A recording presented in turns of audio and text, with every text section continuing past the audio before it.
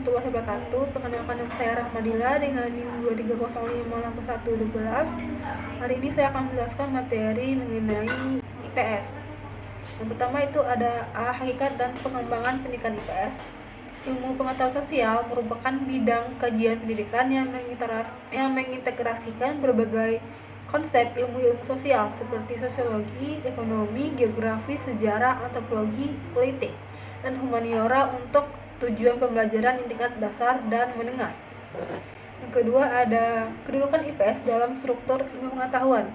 Kedudukan IPS dalam struktur ilmu pengetahuan dapat dipahami sebagai posisi antara ilmu sosial, murni, dan pendidikan. IPS tidak berdiri sendiri sebagai disiplin ilmu yang otonom, melainkan hasil integrasi dari berbagai cabang ilmu sosial yang diformulasikan agar dapat diterapkan secara praktis dalam dunia pendidikan. Yang ketiga itu ada hubungan IPS dengan ilmu-ilmu sosial dan humaniora. Hubungan dengan ilmu-ilmu sosial terlihat pada penggunaan konsep, teori, dan generalisasi yang diambil dari sosiologi, ekonomi, dan geografi, dan lain sebagainya. Sementara itu, keterkaitan dengan humaniora seperti sejarah, budaya, dan filsafat memberikan fondasi nilai, norma, serta wawasan moral yang menuntun pembentukan karakter siswa. Selanjutnya ada B, perkembangan dan pendekatan. Yang pertama ada pendidikan IPS dalam kurikulum di Indonesia. IPS mulai diajukan secara terpadu itu pada tahun 1975, dan pada tahun 1994 dan 1999 IPS semakin disatukan sebagai mata pelajaran di SD dan SMP.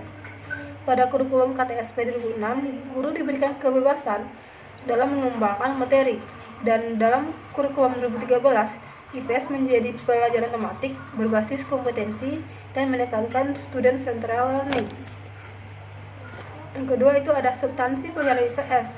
Substansi pembelajaran IPS terdiri dari 3 aspek utama, yaitu ada pengetahuan faktual berupa data informasi dan peristiwa konteks seperti sejarah, kondisi geografis, dan ekonomi.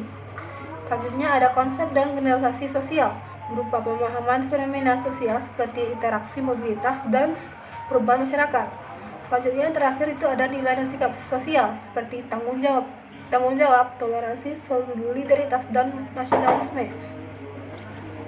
Selanjutnya itu yang ketiga ada strategi dan pendekatan pembelajaran IPS. Strategi pembelajaran IPS dapat dilakukan dengan berbagai pendekatan, antara lain ada pendekatan tematik. Materi ini disajikan secara lintas disiplin. Ada pendekatan konseptual, itu mengaitkan pembelajaran dengan kehidupan nyata siswa. Ada pendekatan inquiry dan diskusi, mendorong keterampilan berpikir kritis, dan cooperative learning, itu untuk menekankan kerjasama dalam kelompok. Yang keempat itu ada IPS terpadu dan problem penerapannya.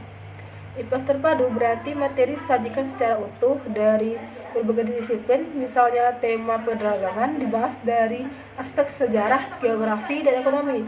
Tantangannya terletak pada keterbatasan guru dalam menguasai semua disiplin, kesulitan menyusun perangkat pembelajaran, serta risiko kebingungan siswa jika metode penerapannya tidak tepat. Berikutnya itu ada C, komponen kurikulum dalam implementasi dalam pembelajaran. Yang pertama itu ada standar proses, yaitu pedoman pelaksanaan pembelajaran dengan pendekatan saintifik dan aktivitas siswa aktif. Yang kedua ada standar isi, berisi kompetensi inti dan kompetensi dasar sebagai acuan materi. Berikutnya ada standar nilai, yaitu pedoman untuk menilai hasil belajar baik itu sikap, pengetahuan, maupun keterampilan. Berikutnya ada silabus IPS, yaitu rancangan pembelajaran yang mencakup tujuan, materi, kegiatan, dan pembelajaran. Selanjutnya ada kompetensi inti dan kompetensi dasar.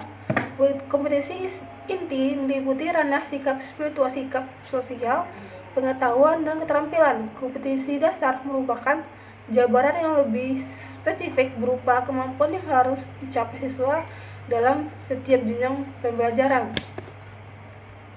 Berikutnya itu ada pengembangan rencana pelaksanaan pembelajaran atau RPP. RPP IPS harus dikembangkan berdasarkan kompetensi inti dan kompetensi dasar. Dalam Implementasinya, RPP menekankan pembelajaran yang berpusat pada siswa atau student center learning, integrasi nilai sosial, dan humaniora, serta pemanfaatan media pembelajaran seperti peta grafik, studi kasus, dan video. Selain itu, penilaian yang digunakan harus bersifat otentik, misalnya melalui observasi, sikap, portofolio, maupun proyek sosial.